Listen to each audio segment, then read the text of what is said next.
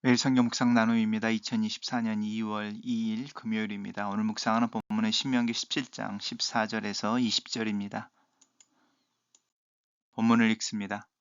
내가 내 하나님 여호와께서 내게 주시는 땅에 이르러 그 땅을 차지하고 거주할 때에 만일 우리도 우리 주위의 모든 민족들과 같이 우리 위에 왕을 세워야 하겠다는 생각이 나거든 반드시 내 하나님 여호와께서 택하신 자를 내 위에 왕으로 세울 것이며 내 위에 왕을 세우려면 내 형제 중에 한 사람을 할 것이요 내 형제 아닌 타국인을 내 위에 세우지 말 것이며 그는 병마를 많이 두지 말 것이며 병마를 많이 얻으려고 그 백성을 애굽으로 돌아가게 하지 말 것이니 이는 여호와께서 너희에게 이르시기를 너희가 이 후에는 그 길로 다시 돌아가지 말 것이라 하셨음이며 그에게 아내를 많이 두어 그의 마음이 미혹되게 하지 말 것이며 자기를 위하여 금을 많이 쌓아 두지 말 것이니라.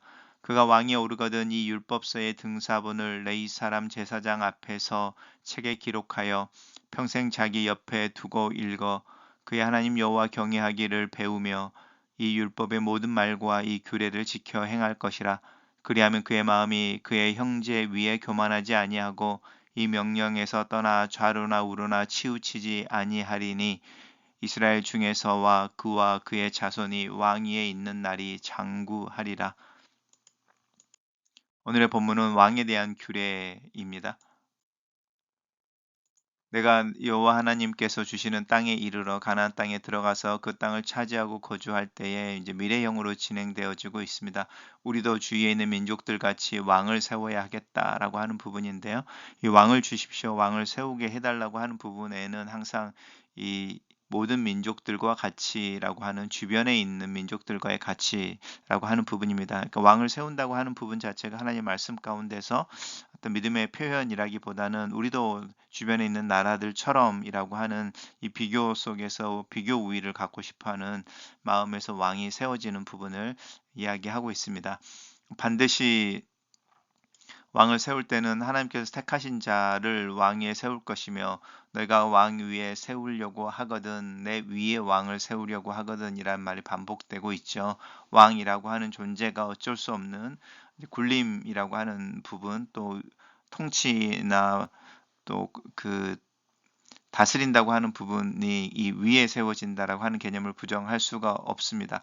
근데 이제 그때 세울 때는 분명히 내 형제 중에서 한 사람을 세워라라고 이스라엘 중에서 내국인으로 세울 것을 이야기하고 있고 그렇게 세워지는 왕은 병마를 많이 두지 말라라는 것은 병마를 전혀 두지 말라는 것이 아니라 지나치게 많이 두지 말라라고 하는 부분이고요. 병마를 많이 얻으려고 백성을 애굽으로 돌아가게 하지 말 것이니 라고 하는 부분은 이제 여러 가지 의미가 있습니다. 예를 들어서 뭐 그 병마라고 하는 것은 이제 전쟁에 나가는 말을 의미하는 거니까요. 그것을 거래하려고 할 때에 뭐 돈이어서 아니면 뭐 사람을 이렇게 판다든지 아니면 이런 형태의 일 수도 있고요.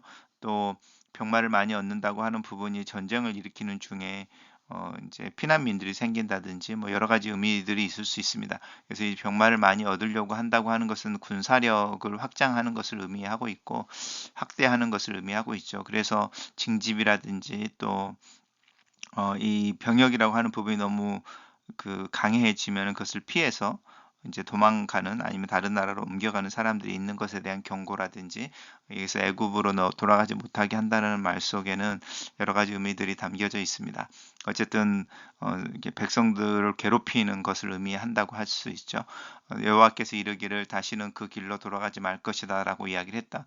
왜냐하면 애굽이라고 하는 것은 그 당시에 가장 큰 강대국을 의미하는 것이 아니라 우리를 압제하고 노예로 삼았던 우리의 존재를 위협했던 그곳이어서 다시 돌아간다고 하는 부분은 굉장한 부정적인 의미를 가지고 있습니다.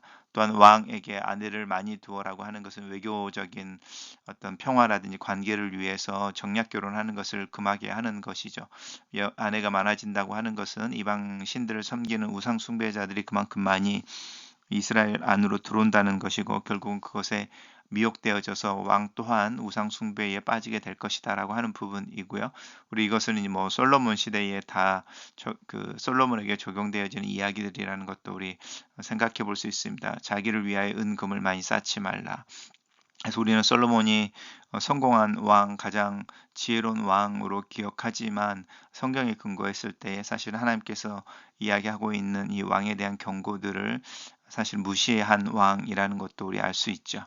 대신에 그가 왕위에 오르거든 이 율법서의 등사본을 레이 제사장 앞에서 책에 기록하여 항상 자기 옆에 두고 읽어서 여호와를 경외하기를 배우며 그의 하나님 여호와를 경외하기를 배우며 왕으로 세워 주신 이가 하나님이시고 그래서 그 하나님과의 관계가 중요한 것을 기억하여 하나님을 경외하는 것을 배우고 율법을 지켜 행하라. 이제 그리하면이라고 하는 부분이다. 그리하면 그 마음이 왕의 마음이 형제 위에 교만하지 않고 권력에 심취하거나 그것을 남용하지 않게 되며 이 부분은 우리 아합 왕 인제 그 가난한 농부의 포도원이 마음에 들었을 때에 그 농부를 죽이고 포도원을 빼앗는 그런 모습의 왕은 되지 않을 것에 대해서 이야기하고 있고 이 명령에서 떠나 좌우로 치우치지 아니하리니 하나님의 말씀을 따라서 이제 다스리게 되어지는 역할에 충실하게 될 것이고 그래서 하나님께서 그와 그의 자손이 왕위에 있는 날에 장구하리라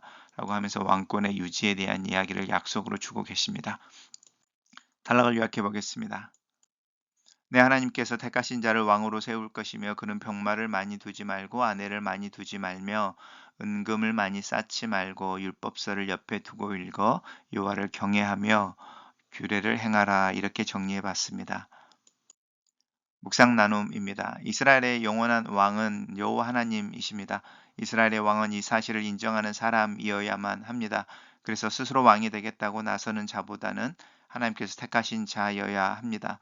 인간의 야망을 성취하는 자가 아니라 하나님의 뜻을 이루는 자여야 합니다. 왕은 이스라엘 백성 중에 선택되고 세워집니다. 왕이 자신이 다스리는 백성들을 자신의 형제로 여겨야 한다는 뜻입니다. 왕은 역할의 차이일 뿐 우월한 신분이나 군림하는 권력이 돼서는 안 됩니다. 오늘날 왕 같은 제사장으로 부름을 받은 우리도 하나님의 뜻을 이루며 모든 사람들 앞에 차별 없이 겸손하며 섬기는 삶을 살아야 합니다. 이스라엘의 왕이 자신에게 주어지는 왕의 역할을 잘 감당하기 위해서는 하나님의 도우심과 하나님의 인정이 절대적으로 필요합니다.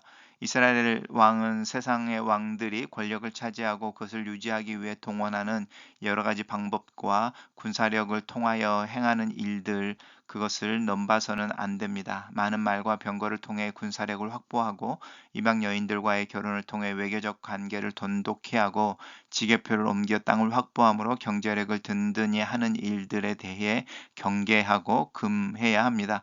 상식적인 수준의 통치와 권력 행위 자체에 대한 경계하는 마음이 필요합니다.